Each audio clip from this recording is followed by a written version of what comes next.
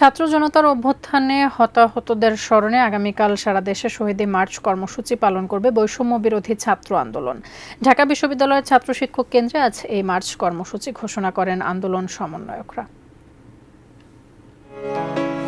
মোরা ঝঞ্ঝার মতো উদ্দাম, মোরা ঝরনার মতো চঞ্চল, মোরা বিধাতার মতো নির্ভয়, মোরা।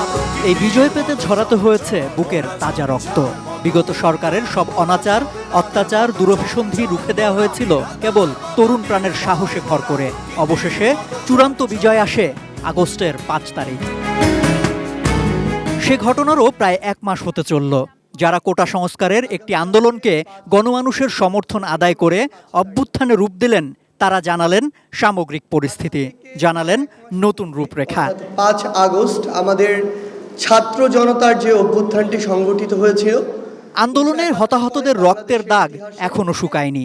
তাই বিজয় মিছিলের পরিবর্তে বৃহস্পতিবার সারা দেশে হতাহতদের স্মরণে শহীদি মার্চের ডাক দেন সমন্বয়করা।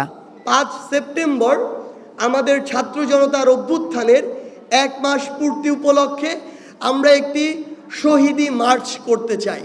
আগামীকাল বিকাল 3টায় ঢাকা বিশ্ববিদ্যালয়ের রাজু ভাস্কর্যের সামনে থেকে শুরু হবে।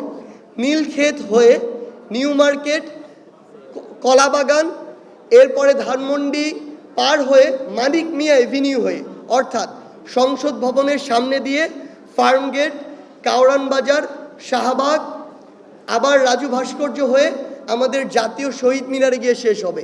পরবর্তী কর্মসূচি হিসেবে 6 সেপ্টেম্বর থেকে সারা দেশে বিভাগীয় সফর শুরুরও ঘোষণা দেয়া হয়।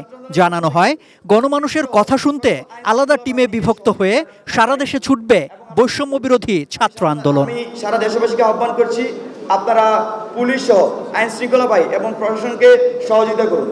বিগত ফ্যাসিবাদী সরকার একটি প্রজন্মকে যে ট্রমার মধ্যে ফেলেছে, তার দায়ভার তাদেরকেই নিতে হবে জানিয়ে সকল অপশক্তির বিরুদ্ধে সবাইকে ঐক্যবদ্ধ থাকার আহ্বানও জানান সমন্বয়করা। এবং সেটির দায়ভার তারা যদি স্বীকার না করে, তাদের দোষ যদি স্বীকার না করে, তাহলে পরবর্তীতে যে তাদেরকে রাজনীতিতে পুনর্বাসনের যে চিন্তাটি করছে, সেই চিন্তাটি তাদের বুমেরাং হবে।